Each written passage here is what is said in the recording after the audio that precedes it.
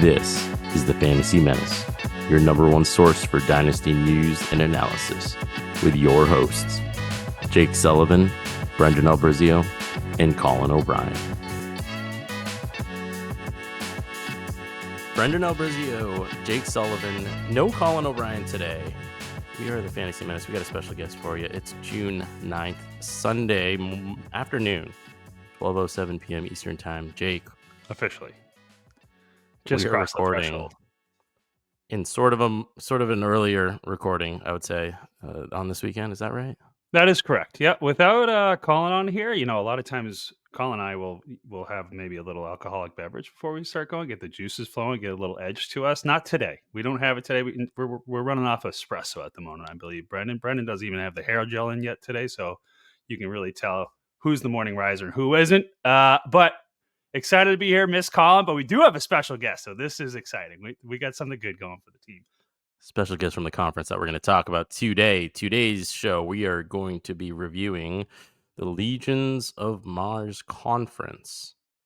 This is our second conference review. However, sorry, producer Eli, we had some technical difficulties on our last recording, which was long, but I thought a good recording overall. Jake, what is the status on the last recording where we covered off on the Guardians of Jupiter conference?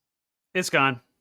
It's gone. Poof. It is gone. It was an hour and 44-minute recording. Brendan, your web browser, I believe, crashed about 22 minutes into it. Lo and behold, an hour and 22 more minutes of recording. There was no Brendan. So that was a tough pill to swallow. But you know what? We got a good dry run in us, and now we get to start with the strongest conference in the league, the Legion of Mars, my conference. Very excited about that. Okay, I don't know about the strongest conference. Strongest. Yes, Chrome crashed. I came back in. It looked like we were recording.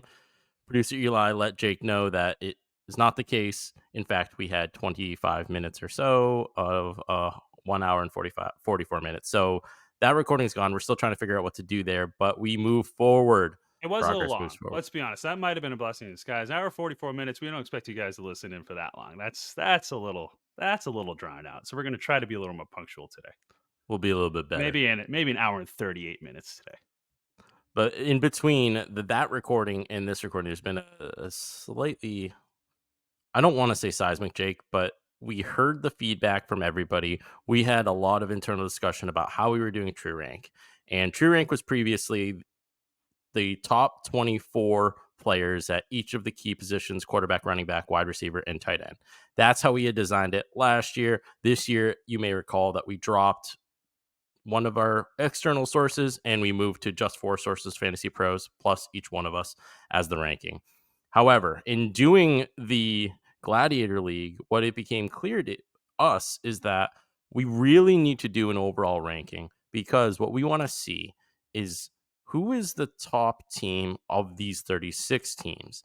And in the previous ranking, I think the biggest issue we had were some of the teams that we reviewed on the recording that no one's ever going to hear were at the bottom. Other teams we felt that were at the top were really just at the top because their tight end room was so strong. But most teams are only going to play one tight end. So we really wrestled around with what to do. And the big change we made is that the Fantasy Menace True Rank for 2024 has been updated to be an overall ranking. We are now taking the top 125 players from Fantasy Pros. Jake, Colin, and I are also ranking our top 125 players. And just a reminder, these are the Superflex rankings. And we are combining that together. So we do a single ranking and everything now comes off of it. We can now do the top 125 players, and we also filter that down to quarterbacks, running backs, wide receivers, and tight ends. Yep, it is the greatest rankings in all the world. We have an extremely accurate ranking system now. I do want to point out our positional rankings that we had previously, Brendan, are still valid, right? What we've shared in the past is still valid, but the overall ranking is where that really got skewed with how we weighed it and all that. So happy with the work we've done. I really like the results, both personally and from an accuracy standpoint. I like kind of what we're bringing here, and we will utilize that throughout the season to kind of evaluate the power rankings of the overall Gladiator League and then individual conferences like what we're covering today as well intermittently, at least throughout the season. These do take a little while to edit, so we have day jobs too. And I'm going to be publishing and we'll distribute out the True Rank as well as the overall Gladiator League rank. We want your feedback. Please give it to us. Take a look at it. Tell us what you think. But we'll I'm be sure sharing that nothing after. but positive feedback. I'm quite sure. No doubt about it. Oh, Brendan, yeah, can we get into our special guest? sure. This now is officially our first time with the special guest, even though we just tossed one aside last week. An hour and 44 minutes of a special guest gone. Poof. That special guest, we won't tell you who it was, but as of right now, he's saying there's no way in hell he's coming back after losing that much time. Oh, But I come think on. we can convince him. But that's another day. Ladies and gentlemen, today I do want to introduce you to one of the greatest members of any fantasy that you could possibly have. It is cue the buck boats, Josh Buck Hunter Buckles himself. Josh, welcome to the show. Thank you very much for joining us today. Very glad to be here. I think I can represent if you are representing the experts, I will represent the mass public who knows very little about Dynasty. So I'll bring that perspective in. And little does Brendan, you might not even know this, but this is my second time on the podcast. Oh yeah. The first time is buried in the vaults of Fantasy Menace because it was a recording that Jake and I did last year, and then never actually made public. So I'm glad to be back. Hopefully this one will be made into the public sphere. So we'll see. This was back when the editing skills were a lot slower. Let's put it that way. I think we did it for our redraft league, right? Right, Buck? We did a rank. We actually used the FM True Rank system to rank our redraft league. It took me so long to edit it that by the time we were ready to put it out, it just was completely irrelevant. So we're trying to get a little bit faster with the turnaround here. That's why we have producer Eli on the keyboard these days. So that should help us out with a little bit of a faster turnaround. However, we do have our timestamp. Brendan's already shared 12:07 June 9th. So let's see when this thing actually hits YouTube. Big Buck. Let me say one thing, because obviously the feedback didn't get back to you. In the vault, I saw that there was a recording. It wasn't for the League of Record at that point. It looked like it was a pilot for a different show. I ran a focus group on that, and I'll tell you, Big Buck, the feedback was tremendous. It was solid. It was conversational. There was great back and forth, and overall, a effort across the board. I shared this with Jake. I was hoping that Jake was going to share it with you, but obviously he decided to keep the feedback for himself. That's right. I certainly take no offense, and maybe one day we have a subscription model, that can be offered to the paying members. This hidden episode. So dangle one out there for the future. I love it. Now, Josh, hidden track situation. Josh, you were just saying that you play some Dynasty or your experience. You noted the more like the public. You haven't done a lot, but you've done Dynasty before? But have you done Superflex Dynasty? And what's your overall experience coming into today's show? Yeah, very, very little experience. When you say I've done Dynasty, Jake, I was just trying to remember how long I was in that league for. I believe I drafted in a Dynasty league, and then I can't remember if I even made it through a full season because I am very much a football season guy. The paying attention to the off season was of no interest to me, and it just got too overwhelming, and I bailed on the team almost immediately and gave it to Pat Cahill, who I then heard destroy the team. I had a great draft. He made some really foolish trades and really kind of dragged my name through the mud. So, that being said, he made an unfortunate Darius Geis draft selection, if I recall correctly. That didn't help him out too much. I think I've heard about that. So, yeah, I would say I am maybe a little more than a novice. I don't think I'm completely inept, but I'm not much more than that, as I think maybe we'll see as we get into some of the rankings.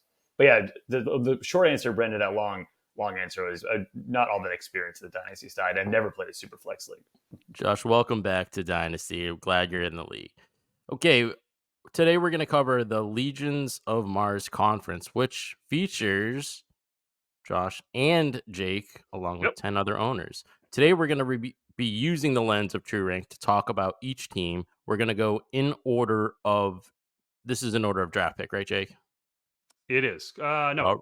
No, it is not. Almost. Yeah, I just moved me, basically. You know what? It's the order that Jake has decided when he woke up on the day he input it. So we're going to cover off on whatever order that is, guess whose team's first. We're going to talk about what we like about each team and what concerns us. Jake, you've got the first team. I'm going to go on Do I? mute. And yeah, shocking. And I want to hear about your own team, which you have right now the number one true rank team within your conference, as well as, spoiler alert, the overall number one true rank team in the league. It is weird how that happens. That I'm one of I account for 25% of our rankings, and I'm somehow sitting up here in number one. But again, when we talk about our rankings, I certainly know that Brendan, you, me, and Colin are all very much um, biased towards that upside potential as opposed to the proven veteran talent. And I think we've talked about it in the past, so we don't have to go too far down that. But so is Fantasy Pros. I think a lot of times when I think I'm going crazy with some of my rankings because I really like somebody that hasn't done it yet, I'm not that far off. That unproven talent and the longevity that comes with it. If somebody's perceived as having high upside and at the same time um, is very young, then they have a ton of value, and that's really, I think, how we rank. So I really drafted my team on this. I have a lot. I'm also the youngest overall team in all of Gladiator League, so that's where I really kind of built my team around. I am extremely high on Anthony Richardson, and I drafted at the 10th pick, and he fell to me there. I was very excited about that, but really went that I was expecting. I don't think I know I'm much higher on him than the consensus, but Justin Herbert coming back around to me in the second round was a really good benefit for my team, and that really kind of set me off in the right direction. I got a lot of young talent at wide receiver with Drake London. I love Roma Dunze. I love Zay Flowers, and Jackson Smith and Jigba. I'm hoping really turns into something this year. I think we all know last year he was third on the depth chart. He's behind Tyler Lockett and DK Metcalf, but I'm hearing a lot of good things coming out of camp. And then tight end, I went and grabbed TJ Hawkinson, who had a pretty brutal knee injury towards the end of last year. So I think he's going to have a slow start, but I'm happy I was able to grab Cole Kmet, who I think is a young ascending tight end that started to show some upside last year and now has Caleb Williams there throwing it to him. So I was able to try to back that up. But my running backs are by far the biggest problem. And then in general, my whole team is extremely reliant on my guys hitting their upside. So I think right now, looking at the team, we're all very hopeful. It's a very strong roster, but a couple of these guys could easily go a different direction, and then all of a sudden, I start tumbling down the rankings. So that's where I'm at with my team. You can unmute now, Brenda, if you want to comment on me. Oh, I thank you, Jake. You're welcome. Josh, you look at Jake's team. Now, you drafted before him, but you're looking at this team. It's the number one overall team in the entire league. What are you thinking when you're seeing this? Yeah, it's interesting. There's a couple. I'm just kind of going back and forth with some of the data points.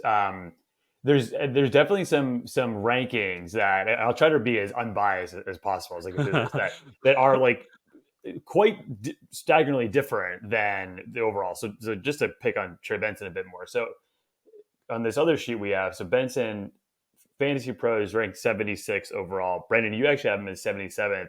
Jake has is 47. So 30 places higher than you or kind of the Fantasy Pros ranking. And Colin's better in the middle. He's around the 60 mark. So I think even Jake, you acknowledge it yourself, and you're taking some swings. I think you have a lot of confidence in some of the players you're drafting. So it feels a bit like a hit or miss strategy, which is, I think, it's kind of the strategy you probably need.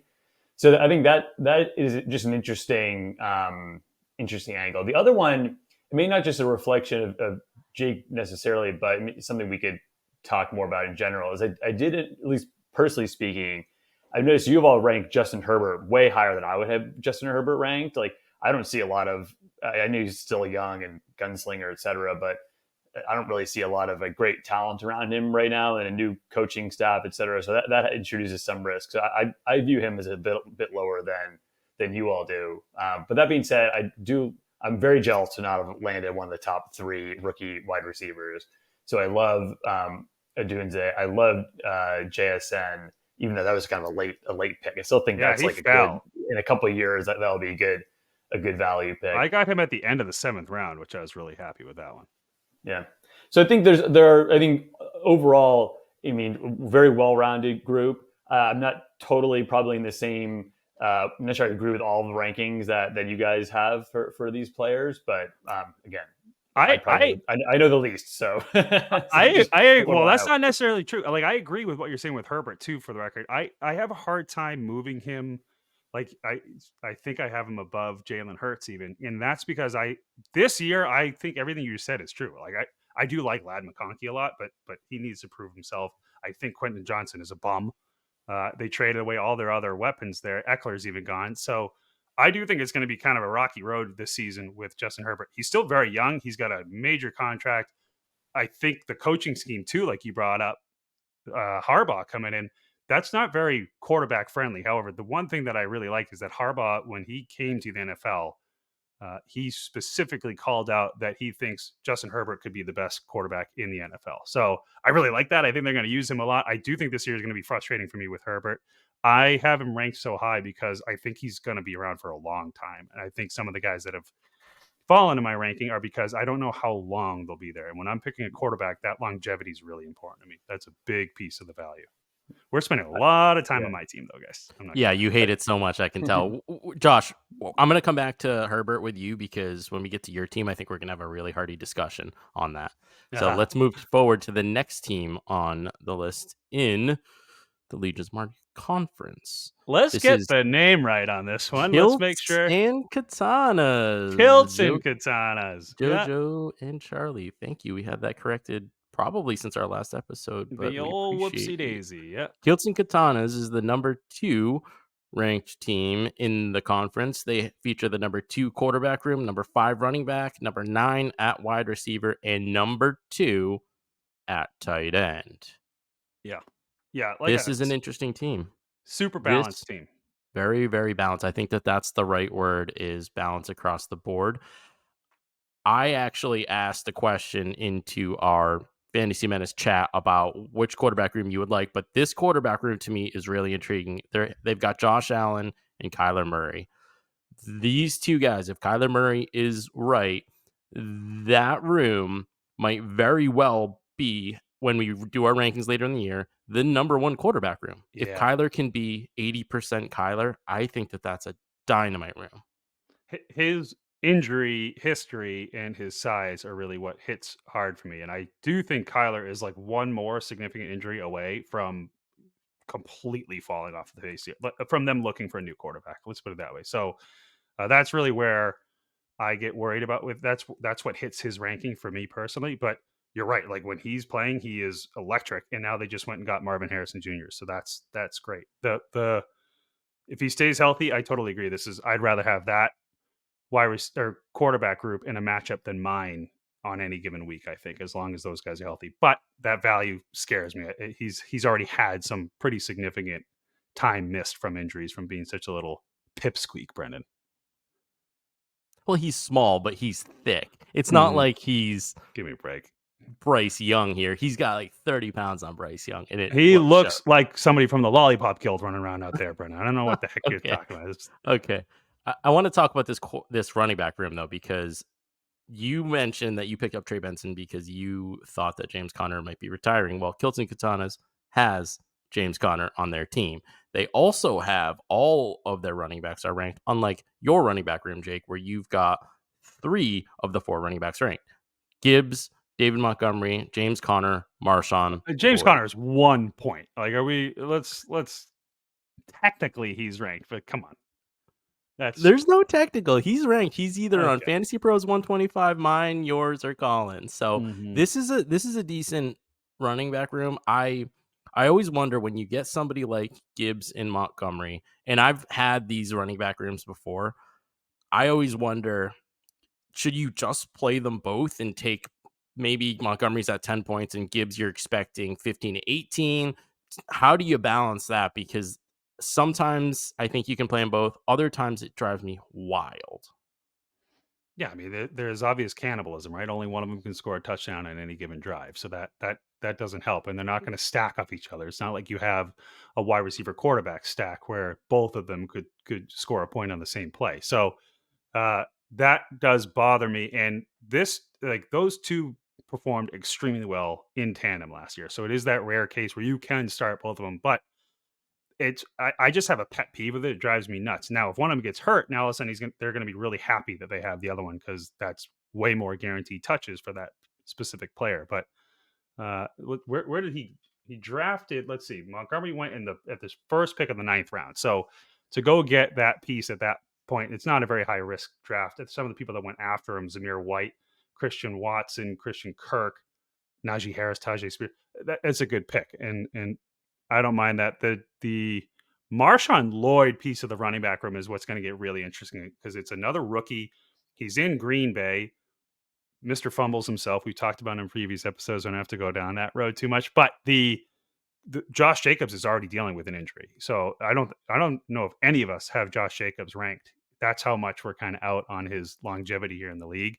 So Marshawn Lloyd could get some serious opportunity as soon as this season, and then all of a sudden that really might go up too. And then this running back group is really deep. That's kind of where I'm at.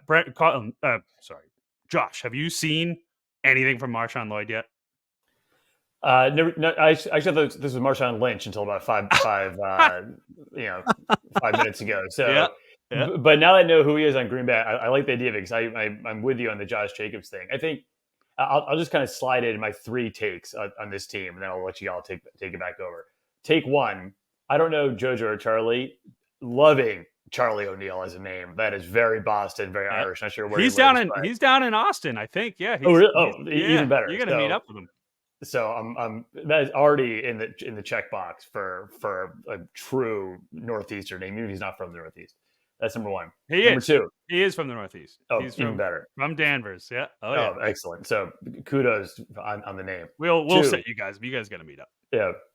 I love this team overall. Actually, I haven't looked at any of these teams before we started recording, so I'm now kind of absorb everything as we go. But I do think this is I think a championship contender for this year. I think this is a 2 to 3 year window team, but they have some pieces I think are nice for the long run. Agree, Jake, with what you said earlier in terms of a well-rounded group. So overall, I love kind of the shape of the roster.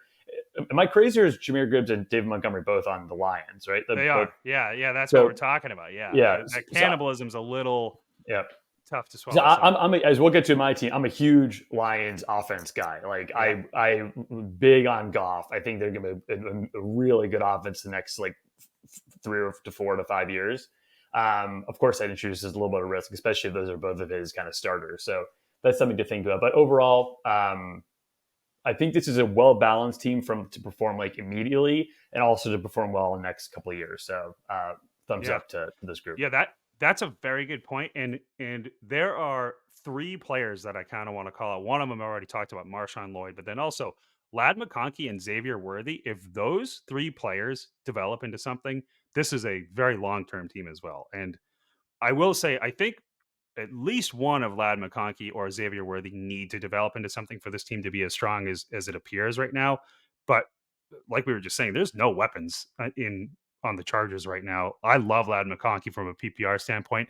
Other people love Xavier Worthy. I'm very pessimistic about him. Again, I'm a sizeist, I guess, but his size really does concern me. But people love him, and he obviously has a great quarterback throwing to him, so that could be really interesting and exciting to watch.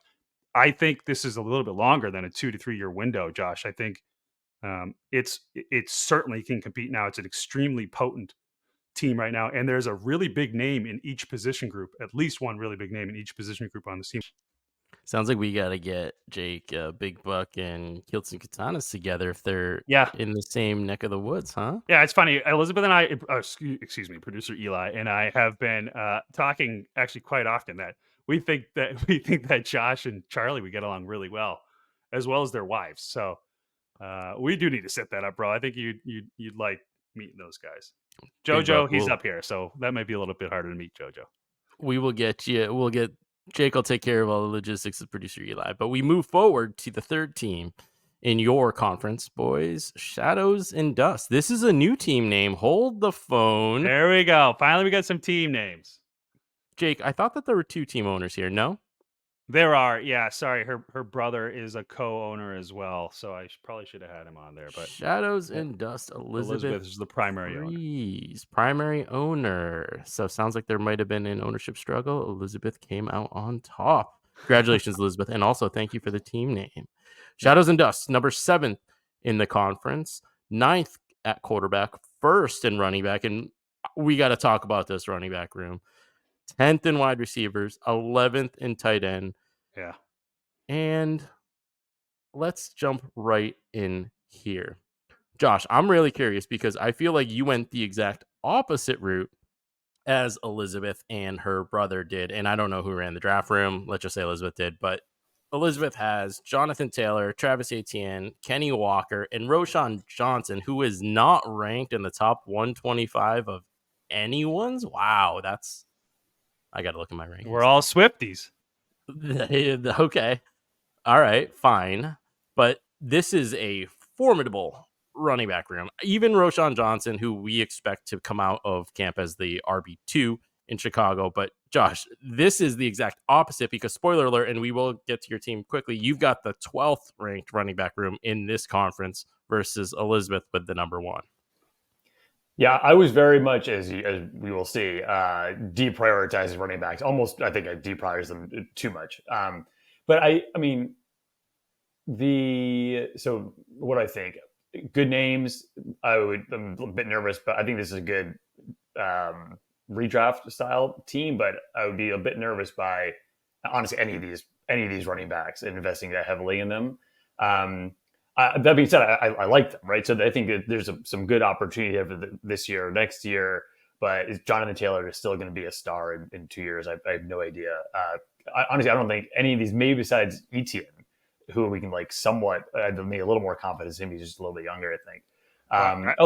Kenneth Walker is pretty young. So I like Kenneth Walker too, and Elizabeth is a big Seahawks fan. So I don't necessarily hate this, and maybe the egg will be in my face in terms of the strategy, but I just am so wary on running backs.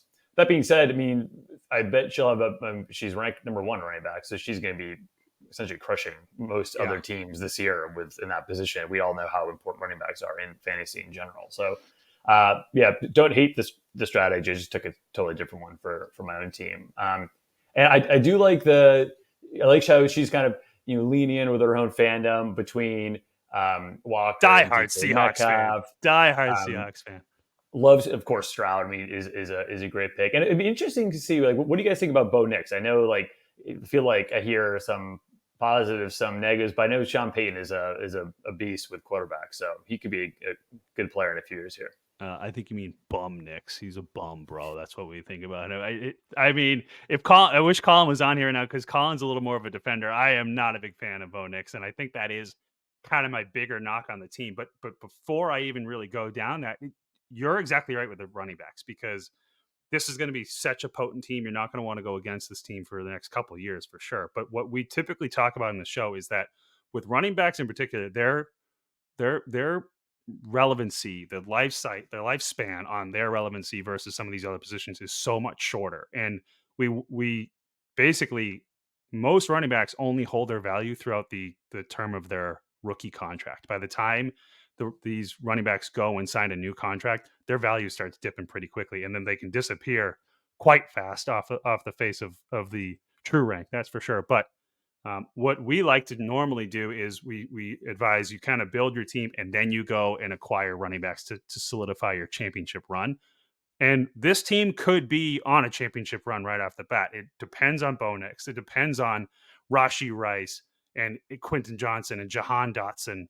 Those guys need to emerge as valuable pieces. And then another player that I think we're too low on is Pat Freiermuth, especially now with Arthur Smith as the OC in Pittsburgh. So I think he's going to get a ton of targets because we know Arthur Smith loves using the tight end. And Pat Freiermuth has shown a lot of promise.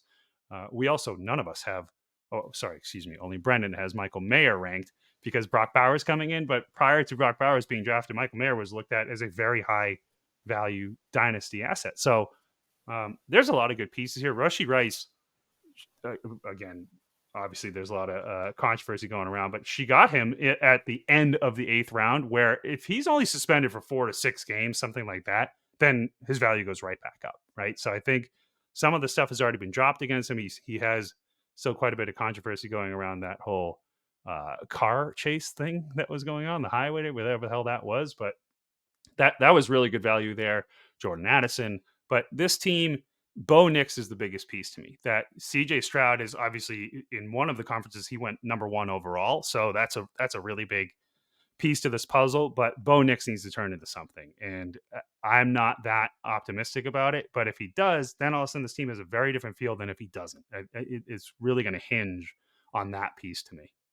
I think that, Josh, you calling this an awesome redraft strategy, that's when I see this team, that's exactly what I see, which makes this team extremely scary to me for this coming season and the next one. I think we've all talked about it. A lot of risk there at running back, where her top two, Jonathan Taylor and Travis Etienne, are already 25 years old.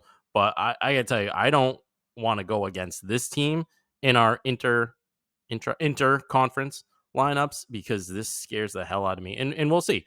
Right? At tight end, I think Freiermuth is a lot lower. I generally think that the Fantasy Menace, my co-hosts, are discounting tight ends too much. And I think Fantasy Pros does as well. We'll talk about that another day. But I think that this is a very scary team. And I'm just glad she's not in our conference, because I don't want to go against anyone that could put up 60 points in the running back slot, and obviously her flex spot too. So Elizabeth Freeze, nice team. Okay, then the next team we're going to talk about here is this is a new name. Dickus Minimus. This is the best part of this, is watching you read these names. It's just always so fun. The skin crawling. Dickus Minimus. He also has a great logo going on too, so I think you got to go check that out. I'll have to go check that out later. Is this a new team name? I think it must be, because I think he's had it. I think he's had it for a little bit, Brendan. Okay, yeah, well, now we're doing the conference deep dives. Thank you, Kirk. Yeah. All right, Kirk, you've got the number 9 in the conference overall team, 7th at quarterback, 10th at running back, 8th at wide receiver, 1st at tight end. Ooh, but you're almost 27 years old, so you've got the 3rd oldest team here. I want to start with the tight end room, because he's got the top tight end room in the conference, boys. He's got Sam Laporta, Dalton Schultz. Yeah. Sam Laporta is our number 1 true ranked tight end, and Dalton Schultz is all the way down at 16. So really, this ranking is driven by Sam Laporta. Way disrespectful. Yeah. What's up with that? Yeah. Well, I mean, there's a lot of young talent behind him. They just drafted another. Cade Stover is another tight end that I think is the poor man's Ben Sinnott out of this rookie group. And then who's the other one? Atkins? What's the guy's name? There's a Jordan Akins. Akins, that's who it is. Yeah. So there's some young guys behind him, and I think he's kind of valued. I think Schultz is valued on the fact that there's younger guys coming up behind him. He's at 27 years old though, which I think is technically the peak age for a tight end. So, and obviously on a very potent offense. So there is a little disrespect going on there. No doubt about it. And Laporta, whether I want to say that Kincaid is number 1 or not, Laporta balled out last year, and that's rare to see in a rookie tight end. So he struck gold with that pick. This team, again, is kind of similar to Bo Nix. This team comes down to me, if Baker Mayfield is able to repeat what he did last year, right? I think Baker Mayfield has all of a sudden seen a resurgence in his career. 3rd time's a charm. How many teams has he been on now? 2 or 3? This is at least his 3rd. It's either 3rd or 4th. But it comes down to, if he can emerge as a consistent quarterback in performing the way he did the last year or 2, as opposed to what he was doing prior to going to Tampa Bay. And then the running backs, Rachaad White, I'm not a big believer in. I never liked his skill set, but he got a ton of volume last year, and that offense was kind of built around Rachaad White, shockingly. So he got a lot of handoffs as well as a lot of targets. I do like Bucky Irving, the running back that came in out of Oregon this year. But if anything, he'll only take some of the passing work away from him. So I think you can still expect to see a lot of Rachaad White, but he's 25 years old. I worry about the longevity of him. And then there's Zamir White, who's getting his big breakthrough this year, right? He's now basically the only guy in the backfield in Las Vegas. And 24 years old, 2nd or 3rd year in the, I think it's his 2nd year, Brendan? 2nd year? Was he a rookie last year? I think he was a rookie last year. I think so. He's 24 years old. So somewhere in that range. Jaylen Warren, a lot of rumors that Najee Harris is going to be traded or certainly gone after this year. So there's upside. Then he's got a mixture of the young guys and old guys at wide receiver. He's got Tyreek Hill, Deebo Samuel, Stephon Diggs as kind of the older guys, but then Devontae Smith, that's a very nice piece to have, no matter how much I might rank him low. So pretty well balanced team, I would say, but still one of those teams that needs some stuff to work out for him for this to be potent.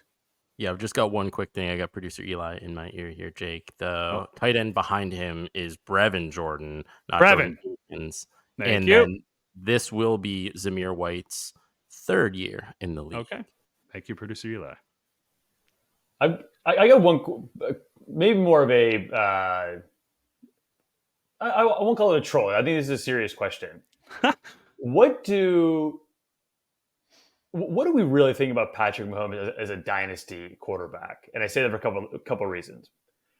Obviously, he is the best quarterback in the league, I think, regardless, season out. But he's 28. He does run a little bit, and he's smaller than someone like Josh Allen. He doesn't run like some of these other like young studs who are getting a lot of these rushing touchdowns. He continues to perform. Kelsey's getting older. Rashee Rice, who Jake, I know you said is potentially not facing charges. Like, look, apparently he's facing 35 years in jail. So like, who knows about him? A couple different outcomes there. Are we? Yeah, and who knows if that actually happens? But like, is it crazy to think that? And we'll probably eat this at some point. This statement. Is it crazy to think that we're overvaluing Patrick Mahomes as a dynasty quarterback? I'm very glad you asked that question, Josh. And Brendan, we'll let you go ahead and answer that since you still have him as your QB1. But we have had some spirited debate over this, Josh. I think you raised some very, very interesting points. Thank you. Kirk's quarterback room, just so the audience is aware, is Patrick Mahomes and Baker Mayfield. Here's my thing, Josh. I love Patrick Mahomes because I think the way he plays suggests to me that he's going to have more longevity than Josh Allen. And the debate that we always have on, I don't know if we had it on the pod, but the reason I have Patrick Mahomes as my QB1 and Josh Allen as my QB2 is I think that Josh Allen relies a lot more on his legs and scoring touchdowns on the ground than Patrick Mahomes does. While I think that that's awesome, and Josh Allen has the ability to be the QB1, obviously, because he's been that for 3 of the past 5 years or something like that. And then I think Josh Allen has been top 2 since 2020. He's finished in the top 2 at quarterback. So I feel like when I look at quarterbacks, I generally think about a 3-year horizon for most players. But with quarterbacks, I think if you can get one that you are pretty solid on for about 10-ish years, then you're awesome. And I think that Patrick Mahomes is going to be that. I think his game is going to age a lot better than Josh Allen's. I think last year he proved he can still be a great quarterback, maybe not the QB1, with a really QB8. with a really poor supporting cast. He's got, forget about Rashee Rice for a second. He's got Hollywood Brown now. Sure, Travis Kelce is getting older, but I think that I put a lot of faith in his skill in the pocket, his ability to extend plays with his arm. And I just think at 35 years old, I would rather have Patrick Mahomes than Josh Allen. They already put the reins on Josh Allen in throughout the season. They let him run, but it's mostly toward the end of the year, but they put the reins on him. And I just wonder what happens with a 33, 34, 35-year-old Josh Allen when so much of his productivity is still coming on the ground. I don't think he's going to be able to do it. He finished QB1 last year. Put the reins on him, QB1. Sorry, QB1 versus QB8. That's all right. Brandon's stuck in the NFL, not in fantasy. That's all right. Josh, very astute of you. You're correct. He is not QB1, so I don't know what the heck we're doing here. And quite frankly, I don't think he's even QB2. So, Brandon, you're making some good points, but I think you're splitting hairs a little bit when you talk about how much longer Mahomes is going to last in the NFL than Josh Allen. I don't think it's going to be that much of a delta between the two. We'll see. Well, we will have to see. I can tell where you and Josh land on this pocket quarterback versus running quarterback based on your rankings, and Josh, where you drafted, which we're going to get to in just a second. Kirk, great team. Let's move forward to the next team. The Brunswick Bears. Tyler Namo? Is that I assume that's the name. Namowitz. Yeah, Namo. Yeah. All right, Namo, your team, number 10 in the conference. You've got the 11th ranked quarterback, 9th at running back, 3rd at wide receiver, 10th at tight end, with the second oldest team in your conference at 27.2 years old. I feel like the tight end is really driven here by the fact that on this pod, there's a certain person who doesn't respect George Kittle. I understand George George Kittle's history. Brittle. And there it is. Jake, George Kittle. He is the number 11th overall tight end, which in our true ranking, which suggests that there may be 10 tight ends better than George Kittle. I just have a hard time with that component of it. Tell me why you don't like George Kittle. Inconsistency, injury. I think that's a big piece of it. He's 30 years old as well. I think age is starting to catch up to him. And then they're bringing in people like Ricky Pearsall. So I think as long as Debo and Ayuk are still in that team, I think, and Christian McCaffrey, that distribution of targets is going to be hard to rely on. And you couple that with the fact that Kittle keeps getting hurt throughout his entire career, and now he's going to get older. I think it's going to keep hitting him harder and harder. So again, if this is redraft, I think you really like. I'd have him ranked a lot higher than 11. I don't know if I actually have him at 11 or where I have him for my tight ends, but it's not very high. But I think we're starting to witness the end of George Kittle, and I think we're starting to see the beginning of George Brittle. That's how I feel about that. Like peanut Jake, butter. you don't even have him. You don't even have him ranked in your top 125. He's not there. That's Nope. the statement that you have. Yep. It's tough. I mean, anybody listening, go try to rank the top 125 players from a dynasty perspective in the NFL and tell me how well you do with that one. So maybe I'm wrong, maybe I'm not, but I feel pretty good about that one. This team scares the piss out of me, though. And Namo, I'm in a couple leagues with him already, a couple dynasty leagues. He is a big fan of rebuilding. So I think he's going to be entering that pretty quickly. I think he's one of the maybe half dozen people in this league that are going for Emperor right off the bat. I think that's kind of his goal, is to go all in on winning the whole thing 2 years in a row, which again, we've talked about multiple times, seems extremely unlikely to me. But the quarterback group in particular is extremely concerning me. Both Tua and Kirk Cousins, in my mind, could be out of a starting job within 2 to 3 years. So for very different reasons, right? Kirk Cousins is just getting older. I think they drafted Michael Penix at the 8th overall pick, which as hilarious as that pick is, he's going to get an opportunity at some point. And he's 35 years old, coming off an Achilles tear last year. So, I think you can get 2 good seasons out of him, but then they're going to give that guy a shot. I think there's a Jordan Love situation brewing. Breece Hall is my number 1 running back. So I love Breece Hall, but then the people behind him, Zach Moss is his number 2 running back. Jerome Ford, who seems like a rental while Nick Chubb is recovering. And even if Nick Chubb doesn't recover, I don't think Jerome Ford's going to be the guy there for a long term. And then he's got a very nice top half of his wide receiver core in CeeDee Lamb, AJ Brown, and DJ Moore, which I love. But then the rest of the pieces, Amari Cooper, Khalil Shakir, Tyler Lockett, it feels top heavy when you start going further down his wide receiver list. And then as you talk about the tight ends, I just think he's got some huge pieces on the team in Breece Hall and CeeDee Lamb and even AJ Brown. I could see him selling some of those guys for a lot of pieces to start a rebuild sooner than some of the other teams in this league. But I could be wrong. Again, if he doesn't win the whole thing this year, I bet you see a lot of activity out of Namo going into next offseason. That's my prediction. That's my Nostradamus moment of the show. And how do you know Namo? He is one of Miles's good buddies from college. So, right. Yeah. Okay. Namo and Kirk, both from Miles's college league that we're in. All right. I mean, I think it's a really strong wide receiver room. I don't know. I feel like Tua's bought himself some time. Kirk Cousins totally up in the air.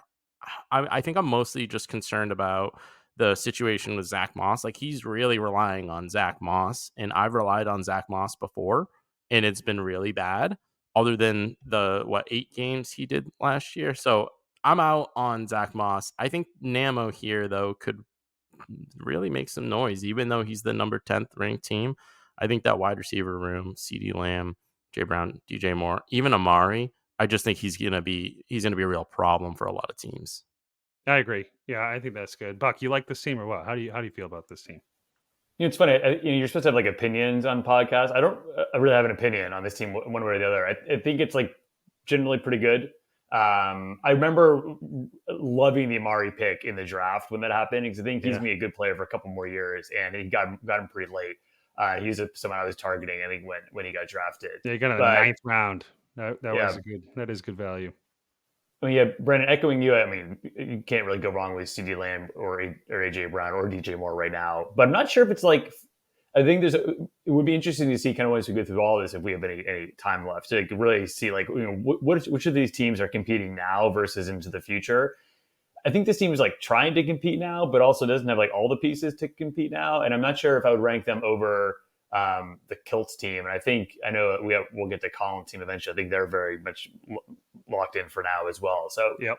I think we're going to my team next, and it's not. I can't really say much considering my ranking. I feel I'm also kind of like in this middle ground, which isn't really where you want to be either. So yeah, I'm not really sure what I think, but there's some good pieces to build around. I like the idea, Jake, of if it's not working, he's got some very tradable assets.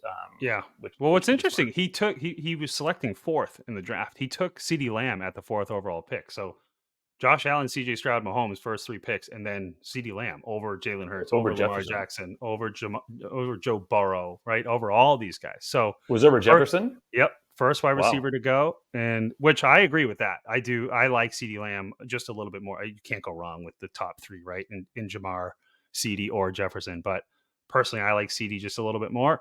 However, picking him over some of the quarterbacks that were still there in this draft, I think was a bold move for a Superflex draft, and it really benefited you, Josh, who picked next with who you picked up there. Maybe it's a smooth transition between the Zach Moss comment, which also kind of pertains to Josh's team a little bit here, but then you took Jalen Hurts with that 5th pick because CeeDee Lamb had been selected, where I would say was a little high. I think I'm looking at that at the 7th or 8th pick is probably where I'm starting to consider wide receivers. Brendan, you got a bit of a shit-eating grin, I think, behind that mic right now. What's going on here? I do. You can barely tell because how large the mic is. I can see your eyes have a shit-eating smile to them. In showbiz, we call that a smooth transition to our 6th team. This is the halfway mark. Josh, this is your team. Let's talk about that. Cue the Buck Boats. I said on I don't know if it was the last episode or the one that was actually released. I thought it was Cue the Duck Boats because I read it too quickly. Cue the Buck Boats. Very clever. Now, Josh, I know you mentioned your rank, but there's a lot to like about your team. Overall, unfortunately, you are the 12th ranked team in your conference. You've got the 5th ranked quarterback, 12th at running back, 6th at wide receiver, 9th at tight end, but you're the 4th youngest team in the conference. I first want to understand your strategy before you made any pick. So the timer starts. Josh Allen hasn't been selected 101 overall. What did you walk into the draft thinking that you wanted to build your team? Yeah, first of all, I think given the rankings, I'm going to change it to Cue the Suck Boats at the moment. But we're gonna bring the Buck Boats back. Don't do that. No, there's upside. No. What was I thinking going to the draft? My priorities were young quarterbacks and young good wide receivers, and that's it. So you'll see as we go through my roster, like running backs are terrible. I think I have some potential in a couple of years, but my plan was really either to grow. I'm not sure how much of my strategies are revealed to the world here, but either grow running backs through the rookie draft next year or through kind of the trade circuit. I will say we can, and Brent, I'll pass it back to you, but we can kind of go through the roster. And I might be biased for sure, but I think I have my own personal rankings much higher in some of these players than your collective group and even Fantasy Pros. So that might just be my own bias. Go through some of them, yeah. Josh, just so who are you higher on? The folks in particular, one is Jalen Hurts. I love Jalen Hurts as a young running quarterback. I'm not sure if he's going to continue to get as many of those kind of goal line touchdowns this year with Saquon, but I think he still has, this like high powered offense. I think Philadelphia in general will be better this year personally. And I think he was ranked surprisingly low for quarterbacks across the whole board. So that was one I kind of disagreed on. I wouldn't mean show him here, but I love Jared Goff. I am all in Jared Goff. Has this huge contract. I think that the Lions are I keep saying some of these controversial statements we might come back to me. I think the Lions are the new Chiefs in terms of that offense. That is a hype. It's like the Rams offense from the 90s, like indoor dome, throwing all these weapons, and he's going to benefit off that. He's not a running quarterback, but that's okay. and he's going to be throwing like crazy. Yeah. And he's just signed this huge contract, so he's 29, and I think we have him as like the team has him overall as like 17th, which I think is crazy. I would have him over at least 5 or 6 quarterbacks beyond that. So those are I think two of the main ones that stood out to me. Some of the other players, honestly, I think which shows some of my own just like lack of the depth of knowledge. At some point, I really had no idea who to take, so just like I would just kind of take the best available player. I don't really know what to think of Tank Dell, for example. It feels like he could be a good player. I mean, he was great last year. I wanted to bring this up earlier, but we kind of had to move on. We were spending too much time with the team earlier. Like, what is really going to happen with Stephon Diggs? I don't really know. I think the Tank Dell thing and Nico Collins. There's a lot of options there, so that gets me a little nervous about Dell. I like David Njoku. I don't love him. I think there's a lot of players on my team that I like, but I don't necessarily love. And you can see my running back. Sorry, I'm kind of bouncing all over the place, but you can see my running backs are patchwork. I'm putting a lot of faith in Chubb coming back, and that could work. It could bite me a bit. Yeah, I do think your rank here is the one that makes me raise my eyebrow the most out of our ranking system. And again, I think one of the things we talked about doing is adding another quarterback spot to what we rank, because everything else we have space for bench depth, but we don't have that for the quarterback position. We only rank 2 quarterbacks. And I think your team maybe has the deepest quarterback room in the entire league. So I agree with you. We have Drake May ranked a little bit higher because of the upside, but Jared Goff would really kind of help your score here. And I think that is misleading, certainly. Jalen Hurts, I'm lower on him than most people, and that definitely could come back to bite me in the ass. But for whatever reason, I think losing Jason Kelce at the center, where that whole tush push, he played a major role in that. And then I just get this feeling that Nick Sirianni is losing the locker room a bit. And I think even though they went so far the last 2 years, it seems like they're on a little bit of a decline, and he's souring. So that's just like a gut feeling that I have, that this feels like it's teetering on the edge of collapse in some ways. But there's no denying Jalen Hurts' skill set. Not only that, the way that he's progressed in the NFL from what he entered with his accuracy issues to what he is today with the weapons that he has around him, he is awesome. So, I mean, we have him at his position rank is 7th, and I think I'm the one that's the lowest on him, just because I like some of those pocket guys a little bit more. But it's the points should almost be even for a lot of those guys. Drake May, I'm a big believer in. Surprise, surprise, big Patriots fan, if you couldn't tell from behind me. But I think he's going to develop into something like a Josh Allen type talent for your team. I don't think it's going to happen this year, but I think your team, out of all the ones that we've ranked, has by far the highest potential to really jump in the rankings significantly. And then just looking at your draft, Josh, you picked the 5th pick. I'll just go through your top 6 picks at least, or maybe 7 picks. You went Jalen Hurts, Puka Nacua, Jared Goff, Jalen Waddle, Drake May, Tank Dell, David Njoku. You picked based on value that fell to you, I felt like. And I think that is a really, really smart strategy. And I also love that you stayed away from the running back. So I have no problem with you're the running back room 12. I have no problem with that. I think that should not be a concern to you whatsoever. I am very concerned about Nick Chubb, him returning to form with his age and how severe that knee injury was, but he will be back. They're definitely going to give him a chance to come back. I just think, I don't know if we'll ever see him the way that he was before. Chase Brown is who I wanted to bring up compared to the last team, because Zach Moss and Chase Brown, who's going to be the guy in Cincinnati? It goes back and forth. I think you either love Chase Brown, you hate him. There's seemingly no in between. And I don't know anybody that knows who's really going to get the bulk of the work there. Chase Brown's obviously a lot younger than Zach Moss. Zach Moss is a bit of a journeyman, but he's proven to be a decent piece when injuries arose around him in the past. And then Jalen Wright, if Colin was here, Jalen Wright and Colin and I were both pretty high on Jalen Wright coming into the draft. He fell a little bit further than we thought he would in the draft. But again, that's just kind of how the position groups were this year. That it was a lot of good wide receivers, a lot of good quarterbacks, and then some really good defensive players. And he fell into a really good place in Miami, where Raheem Mostert is getting old.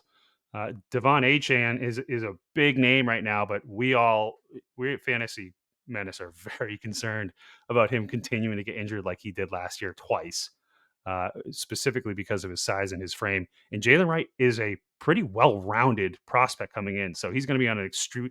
You compare Detroit to the Chiefs, it's probably pretty easy to compare Miami to the Chiefs as well, just based on Tyreek going there. But that's also going to be a really potent offense that's going to score a lot. It seems it's high speed, high pace, and if Jalen Wright gets a role in that team, then he's going to be amazing. Jalen Waddle also falling to where he fell to, I thought was unreal. And I think your 3 wide receivers were all too low on. I think Puka Nacua, I want to see it one more year before I really buy in, but I'm kind of stupid not to at this point because of how well he performed. He broke every freaking record as a rookie. And then Tank Dell, I don't know if you saw CJ Stroud talked about if he could build his dream offensive team, what wide receivers he would have, like retired or playing in the NFL. And he picked I can't remember some of the other guys like Randy Moss, Jerry Rice, and then in the slot he picked Tank Dell.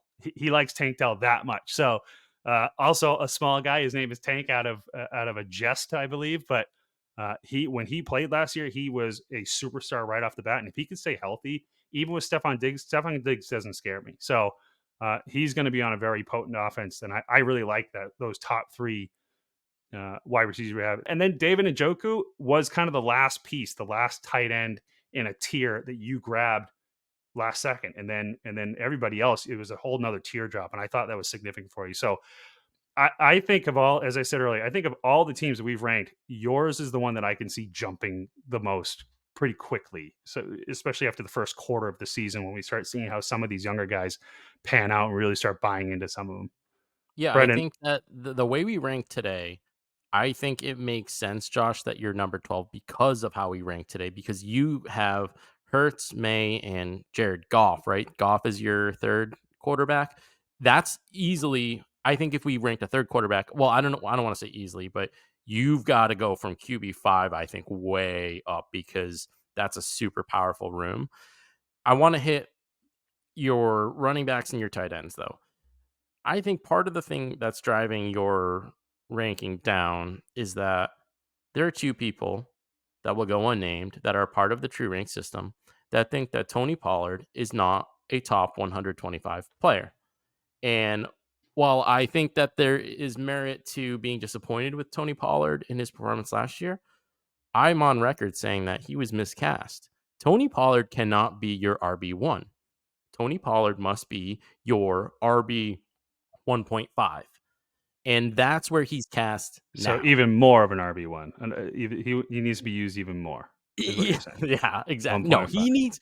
he's the guy that can come Was he in. miscast behind the number 1 offensive line in the NFL, like a historically good offensive line, Brendan? It's Tony Pollard is Was a that the problem? Was number, his offensive line too good for running backs for him to succeed? he needs a guy that is going to spell him. He can do 20 touches a game and he can easily put up RB, almost like low end RB1 value, but he can't be the featured running back. He's just not built that way. So I think he's cast properly. That's why I have him ranked. I'm not even going to talk about your wide receiver room because I think that you have tremendous value. The problem with Jalen Waddle I'm is, surprised it's not the number 1. Well, sorry, number 2 wide receiver room. Looking at this group, well, the problem he has is that there's so many really good young wide receivers that Jalen Waddle falls down and becomes our number 12 wide receiver. It's that's not that wrong. the Yeah, skill he's isn't going to there. make us look like fools. I think this year, I Well, really do. maybe. But so I think you have a really powerful wide receiver room. And I think that David Njoku in the tight end space, I really like Njoku. I think that there's surprisingly deep, there's like a deep tight end when I went through the ranking from 1 through I think 10. The top 10 tight ends, their young guys are developing a little bit faster now. There's more hype around Brock Bowers than any other tight end probably since Kyle Pitts. So I think that there's a lot to like about your team. And when we get to week 4, or Jake, whenever we decide to do the rankings again, I think we're going to look back at this episode, Josh, and say to ourselves, okay, well, 1, we'll figure out the third quarterback room, but 2, I think that your RB rank will go up and your wide receiver rank will probably go up as well. I agree. Yeah, I don't think we need to spend a whole lot more time on this. I think this team is destined to increase in the rankings, not lose any more value, without a doubt. Yeah. Okay, the number 7th team, Pat Cahill, Tartarian Empire. Pat's got the 4th team in the conference. His quarterback room is 8. Our running backs are 7th. And this is really what's driving his ranking. It's over 50% of it. Wide receiver room number 2. And he has This is the one I thought would be number the 1. I'm 12th surprised it's number 1. ranked tight end room because nobody has Chigo Okonkwo or Greg Dulcich in their top 125, including fantasy pros. That's what's driving his rank down with an average age just over 25 years old. Where do you want to start on this one? Do we want to explore why the tight end room is there, or do we want to just talk about his I don't very young but massive upside wide receiver room? I don't think the tight end room is even worth discussing. I think it's an ugly tight end room, possibly the worst tight end room in the league, but that's okay. That's kind of how he built this team. To me, before we get to the wide receivers, because that is the really nice piece of this team, the quarterbacks, it's not very sexy, right? There's high risk, high reward. They're Dak Prescott. They are not renewing or not. Is it renewing his contract? Or they've chosen not to extend him. Yeah, they're not extending him beyond this year. So there's a lot of uncertainty going on with that. And as long as he's staying on that offense, we know he's going to produce. But we got to see what happens. And then JJ McCarthy is his other quarterback, who none of us were very high on coming in, but he's fallen in a good place. And if he develops into something reliable, then all of a sudden this is a really good team. So those two quarterbacks to me have a lot of upside and downside, whichever way the wind's going to blow on this one. The running backs, he has a combination of Josh Jacobs, Joe Mixon, and Aaron Jones, who I don't think I have any of them ranked because of their age and how much time I think they have less. And Joe Mixon's an absolute scumbag, so he'll never get a ranking from me. But I do love DeAndre Swift, who is also in this group. So that team is going to perform pretty well this year, I think, from a running back standpoint. And then the wide receivers is a sexy, sexy group. It is a voluptuous group. It's got Justin Jefferson, Marvin Harrison Jr., and Malik Neighbors. All could be valued at top 10 guys going into next year, or potentially even top 5, but top 6, depending on how those two rookies really develop. But they have very high potential, and I think you got to be really excited. And then he's got some good names behind them too, and Chris Godwin and Jerry Jeudy, even Jacoby Myers, who it's funny we don't have him ranked when he's been performing the way he has. But it's a good team and could be sneaky really good this year. Like I could see this team finishing as the 1 seed in this conference, with how, if JJ McCarthy kind of takes that step, and how these running backs are going to just be running to the ground, I think, for the most part. So if McCarthy and the 2 rookie wide receivers really have an impact quickly this year, this is a team to watch out for on any given Sunday or Thursday or Monday or potentially Friday sometimes. Maybe a Saturday if there's a holiday game. I love this team. I think, well, first of all, maybe before you even get to the team, Pat's a pretty clever, clever guy. Tartani, now I know we're supposed to judge people's names. I mean, maybe we are. I think you do a little better than Tartani. I'm probably not really sure what that means. Is that some reference? I had to look it up. I had to look it up. It's like Okay. a conspiracy theory. There's like a whole empire in like the Euro-Asia area that has been like erased from history, supposedly. So That's too deep. That's too deep dig. I had to look it up. Yeah, but I thought it was tied to tartar sauce, to be honest with you. I was thinking the same. So moving beyond that, I love this team from a short term and a long term perspective. And I think like even the running backs, to your point, like don't love necessarily Jacobs or Mixon or Jones, but I think like next year or two they could still perform pretty well. I really like DeAndre Swift for the next like several years, and I'm just so jealous of those wide receivers. Like honestly, like it might be hype, right? We might be kind of catching the hype train this year, but I mean everyone is pretty set on. That's what all of this is. Those top 3 being just absolute studs. And he's got a lot of tradable assets if he wants to get a tight end. Maybe I'm more jealous than anything else, but the names are enticing. It's going to be that's going to be, other than his team name, the names are enticing, but it's going to be a fun team to watch. I think this will be a fun team to own as well. So good for Pat. Brandon, you got anything else on this team? No, this is exactly echoing what the two of you said. For me, it would have to be an insane set of circumstances where either Marvin Harrison Jr. or Malik Neighbors, I think it's more likely both of them, our top 15 wide receivers in the league after this year, then neither one of them. So you're right, Josh. We've got a lot of hope there for players that haven't hit the gridiron yet. But I think that there's a ton to like about what Cahill's done. Really shrewd team building around the wide receivers and even the quarterbacks. He's just got solid production. I think he's going to expect. So nice job, Cahill. It's And gonna be hard to see those guys miss. I can't see that happening. Now, Brendan, before we go to the next team, I'd like to institute a new rule. Okay, now you're not in our conference group chat, but I was threatening that if you don't have a team name by the time we record this episode, we're going to name it for you. I actually would like to change this in the interest of time. From now on, if you don't have a team name when we're recording these episodes, we're not going to talk about your team. So I say, I say we move past. You want to get on the show? All You're gonna have a right. team name, okay? So we're moving. Okay, past well, this. should I say who the team that we're skipping is? Just the name. You'll see it on the draft board. You can see the draft Okay. board right here next to us, and just take a Wow. peek if you like to. But All let's get a team right. name out here. Wow. All right, Jake. Executive Move. order. We're moving forward. Sorry, no team name number 1. Instead, we've got the Roman Lemon Party. Colin Watson, Robbie Best, and this is a new team name.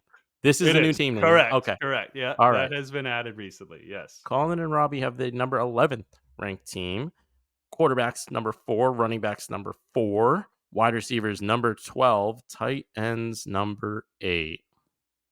I would recommend not looking up Lemon Party if you're not familiar with what the pun is on this one. Tartarian Empire. You can look that one up all you want. This one, do it at your own risk. It is disgusting. Okay, let's just put it that way. We spoke a lot about this team on the overall show that we've released most recently, in between this and the catastrophe of losing the last episode.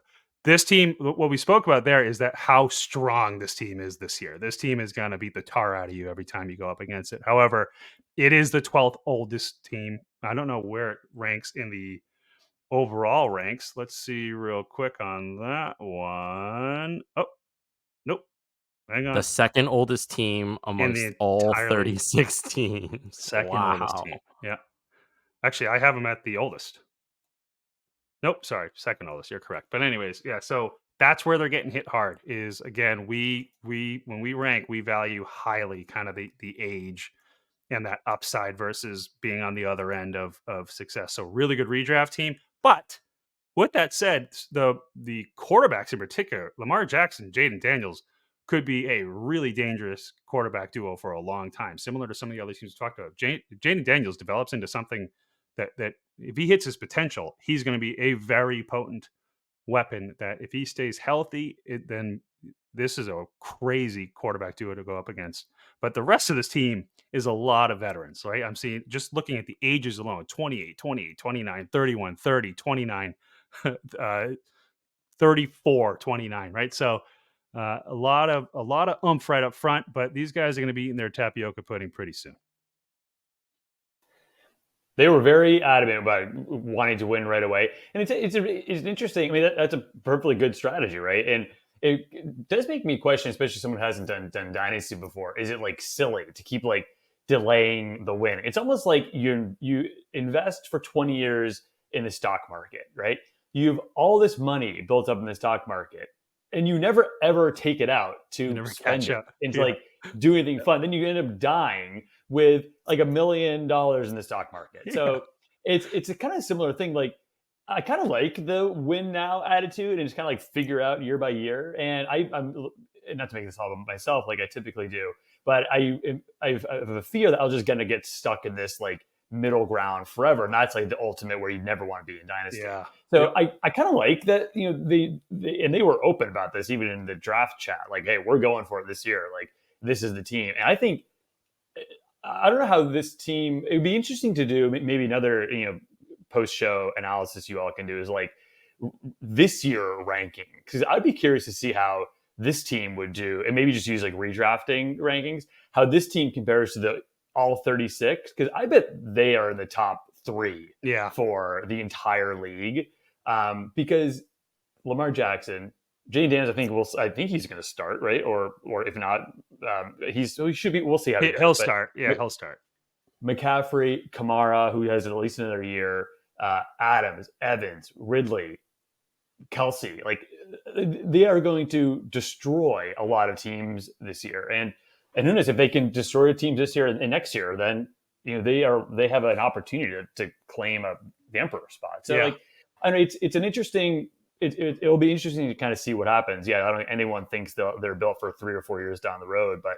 And I know, Jake, we've talked about this separately. You think it'll be very hard for anyone to win an emperor, and that'll be interesting to see. That's one of the cool parts about this league. Yeah. But this, not to beat the dead horse, but clearly they're being undervalued because of the age. But I would love to see how they look for this year, because I think they're going to be almost impossible to beat. It's going to be tough. I do agree. I think first of all, I think that's a good idea. Maybe week 1 we'll launch a this season power rankings is what we'll do, and just kind of for all 36 teams. And we'll have to figure out how we're going to do that, Brendan, to get out of our dynasty mindset for a second there. But yes, we will have to figure out how to incorporate redraft rankings. Yeah. Yes. Yeah. But the big thing to me, Buck, is a team like this. It's one injury, and then you're in big trouble, right? You're probably you get an injury to Alvin Kamara or Christian McCaffrey or Travis Kelce or Mike Evans, who all of those guys, not really Kelce, but I think the likelihood of that happening with these guys is actually pretty high with one of these guys. Now let's play that out. So they're probably going to get desperate and start sending off draft picks to try to mitigate that risk and stay in contention for the season. And now if that doesn't work out, they have to win the next 2 years. They have to win a 36 team league 2 years in a row, which just is a really difficult thing to do. And I do think, I don't know if they're top 3 or I'm certainly confident saying they're top 6 this season or next season, just looking at some of the other teams we looked at in the other conferences. No doubt about it. And it's by far the scariest team for me to go up against this year. I feel that way. But it's an all-in move that they're doing here. And one injury can really put them into years of a rebuild that's going to be really hard, because there's I just listed all those ages. All of those guys are going to be irrelevant in the next couple of years. They're out, especially the running backs. But even Travis Kelce, we thought was going to retire maybe after winning the Super Bowl. He's not going to stick around for that much longer. Mike Evans, he's got the hamstrings of a piece of homemade spaghetti. So I don't really know how long some of these guys are going to work out. And there's not a whole lot of young depth behind, like Malachi Corley, I think is the big rookie piece that they have that's going to hope to develop into something. And we'll see if that happens or if it doesn't. So Colin actually reached out to me when I made that Trey Benson trade, and I was happy that he did. He's like, can you just explain? He's like, I'm not trolling you, but can you explain what that trade was? And again, I traded, you can tell Josh and I are a family, because I'm now making it about me again too, but we're blood. But the risk of just having one injury blow everything up, and then you're in this very long rebuild is a big one. And I think if this team has one injury, I'm starting to sell these pieces for young pieces or even draft picks to really start building, because you don't want to get into that 3 to 5 year rebuild. And we've seen that happen, Brendan. We see people get stuck. Josh, you talk about getting stuck in the middle.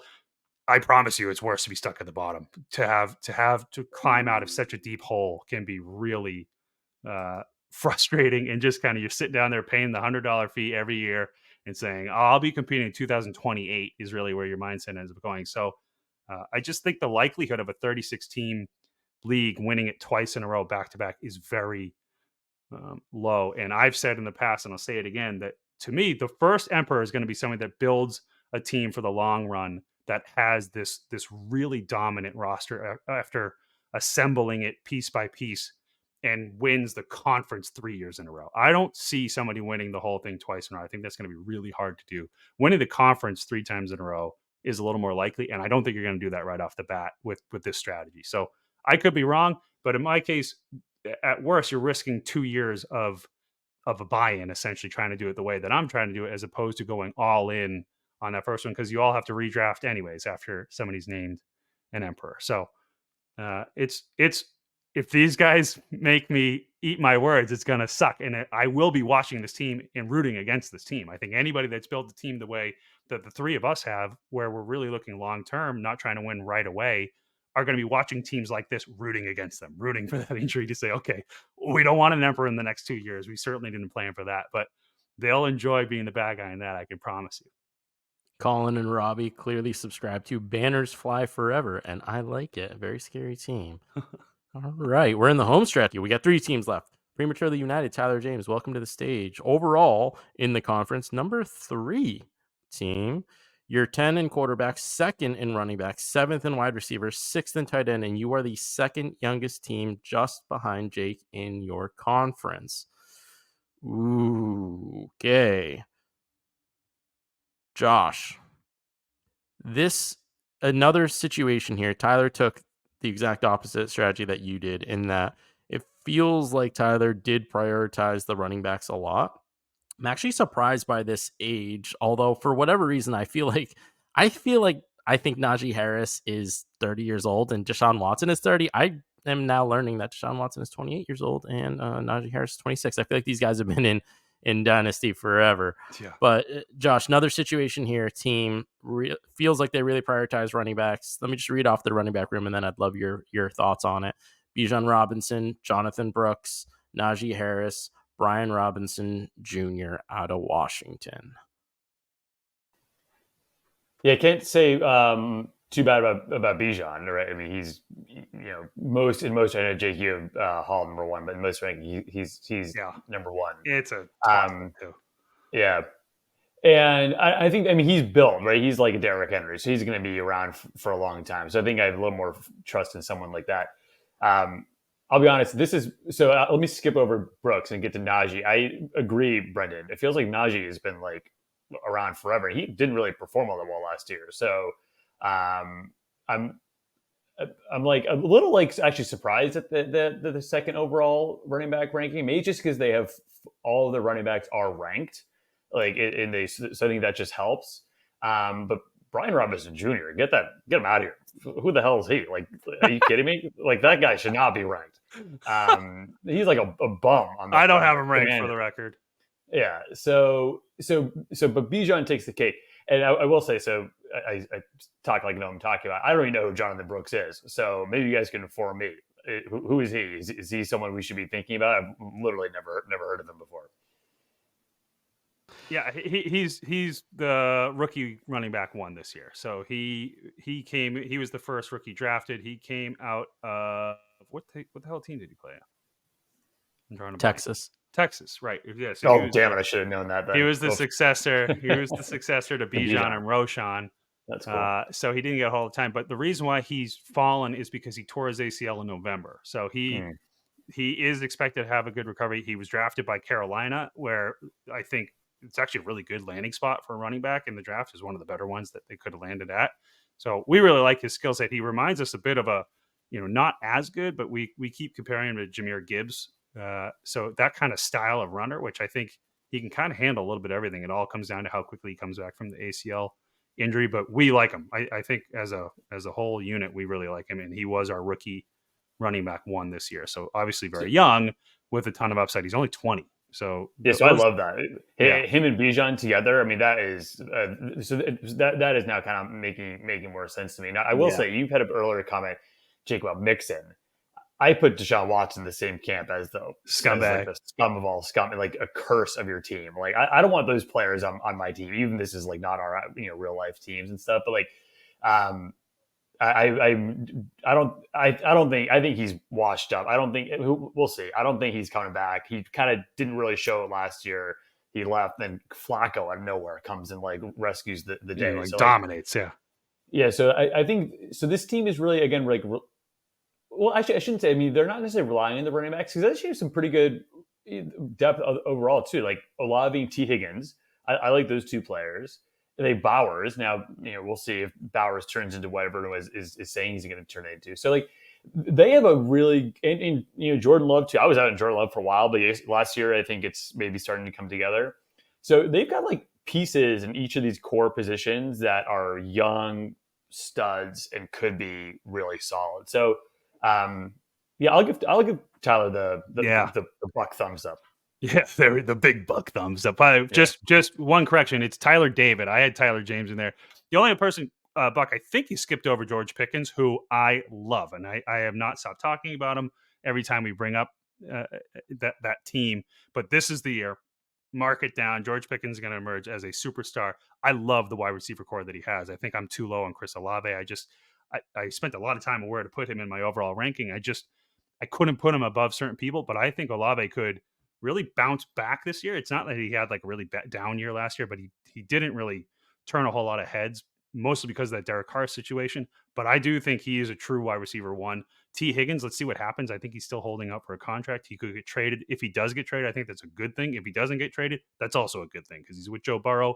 But if he gets traded, he's going to go somewhere where they're going to use him as the wide receiver one on that roster. So I do love that. And then he's got some of these younger guys doing, and Adonai Mitchell and Xavier Legette, two of the rookies that are coming in that have both fallen into some pretty good situations. So, and Brock Bowers, who people love. So I like this team a lot. I really do.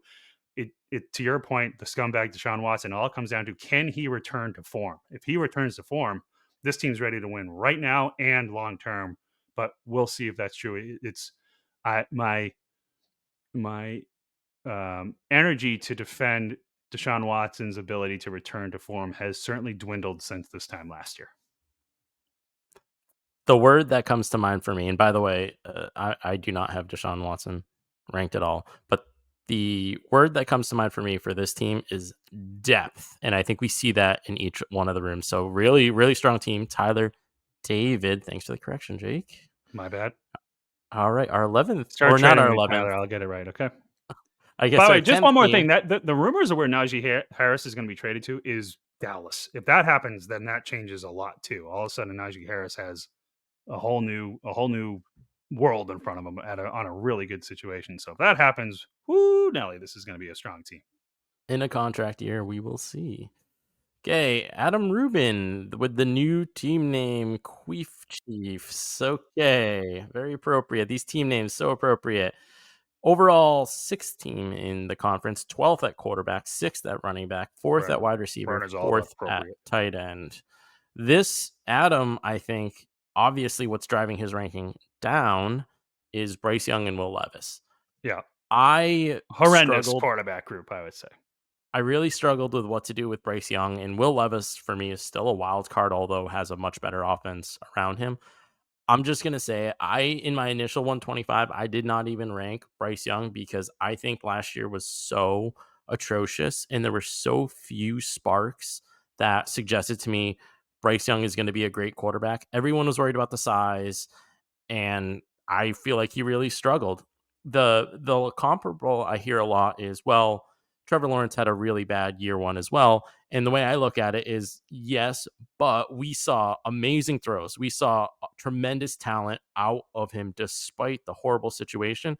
And honestly, I just didn't see enough of it from Bryce Young. So I feel like I'm very concerned about Adam Rubin's team only because of the quarterback room. Otherwise, I kind of like what he did in the other positions, but I just cannot get over the fact that he might have 2 guys that next year are not starters. Yeah. It's now the reason why he has such bad quarterbacks is because he punted on them. He zigged when everybody else zagged, and he was selecting 11th, got Garrett Wilson and then Amon-Ra St. Brown on the bend, which is awesome. That's an unbelievable wide receiver duo. That's gonna be the backbone of this team for years to come. But yeah, I mean, he might have punted a little too far with the quarterbacks because I'm with you about Bryce Young, and I think Will Levis looks. He's got. I think both these guys got 1 year left. If they don't really prove it this year, then they both are in deep doo doo, and I don't think they're getting second chances anywhere else. So he's got to kind of patiently pray. But he's got our boy Trey McBride at tight end as well. So I mean, I like this team overall, except for the quarterback. It's just tough to rank a team highly in a super flex league when there's such. I mean, his third quarterback is Spencer Rattler. So there's a lot of risk at the quarterback position. What's interesting is he does have Kyron Williams, who I'm very low on compared to consensus because of that Blake Corum selection. He's got both players on the team. We talked about this in the deceased episode that is gone, but he drafted Corum all the way down in the 10th round, where typically that cannibalism would really frustrate me about a team. But when you're getting Kyron Williams in the 4th round, at the beginning of the 4th round, but you wait and get his handcuff in Blake Corum, that's great. But again, it's almost like it's not like I don't think this is going to be like the David Montgomery, Jahmyr Gibbs situation. You're going to need one of the guys to get hurt for them to be really productive. I think they're going to pace Kyron Williams with Blake Corum. I think Blake Corum was drafted to be a very similar style running back, so they can kind of keep them both healthy and just rotate them in and out quite a bit. So I think that's going to be a frustrating duo to have. However, he does have James Cook on the other end of that, and I love James Cook going into the season. So certainly not a bad team by any means. The wide receivers are awesome. Jayden Reed, we need Colin on here to defend Jayden Reed. We've been talking about it privately, but I think we are too low on Jayden Reed. If you go and look at what he did in his rookie season last year, I think he's going to surprise most of you if you weren't paying attention. But he had an unbelievable rookie season that we're just not talking about. So I'll be the voice of Colin for that one without going too deep into the Green Bay Packers hole as that. But yeah, quarterback's the name of this team. That's going to be what dictates the glory in the Gladiator League for this team, for Queef Chiefs. They've got a bit of an interesting, like, I'm not sure strategy is the right word, but some decisions I think they'll need to make long term. Just kind of continuing on this quarterback theme just for a second longer, because their team is pretty strong overall, so they're likely not going to have a high draft rank. And Right. in a super flex league, you're probably not going to really find too many quarterbacks other than, I guess, trading. So I think they're going to have to trade for a quarterback. And even if they draft a quarterback, that's usually, I mean, there's, CJ Stroud, some quarterbacks going to come in and perform right away, but usually it's a year or two. So they're going to have to have some interesting strategic decisions on how to improve that position, and it's likely going to mean getting rid of some of the other players. So it'll be interesting to see how that all plays out, because I don't think they're going to get it other than a trade.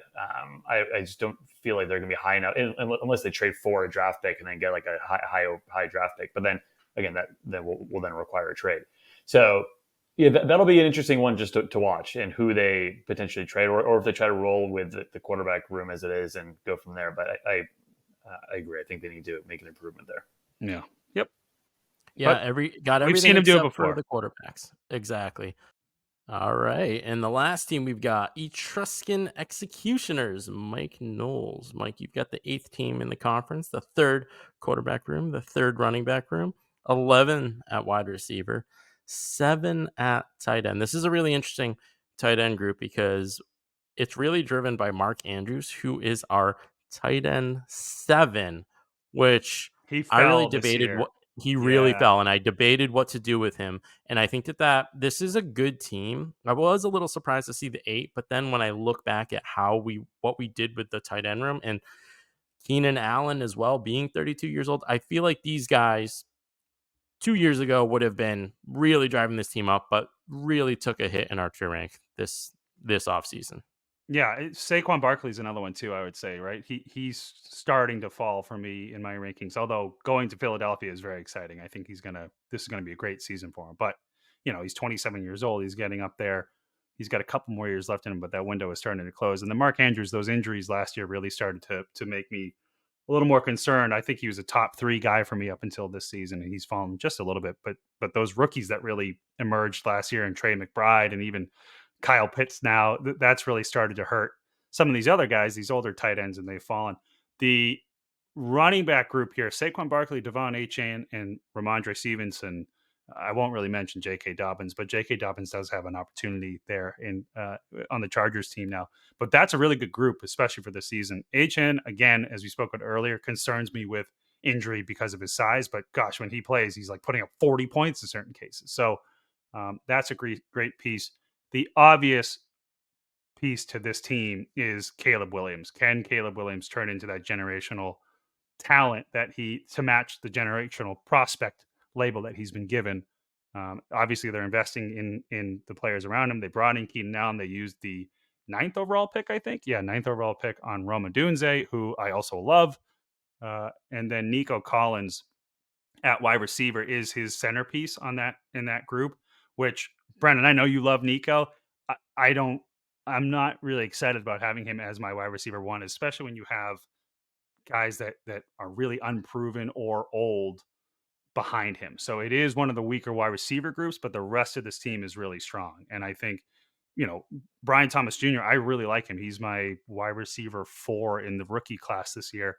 Jalen Polk, we'll see what happens on the Patriots and who's going to emerge as the guy there, if somebody emerges as the guy there. But all things look pretty good for him. Rashid Shaheed actually has been performing pretty well, so he could emerge too. But one of the weaker, it's the 11th ranked wide receiver group. That Joe Burrow as the 12th pick in a super flex draft is crazy to me. The fact that Joe Burrow fell all the way to the end of the first round in a super flex league is unreal. So I think Mike has got to be ecstatic about that and stacking it with Caleb Williams. So in the end, yeah, the wide receivers aren't very strong, but the rest of the team is strong enough where you can really make this a formidable team now and later. So this is a fun one to mess with. He's a little all over the place as far as the balance, but a lot of upside.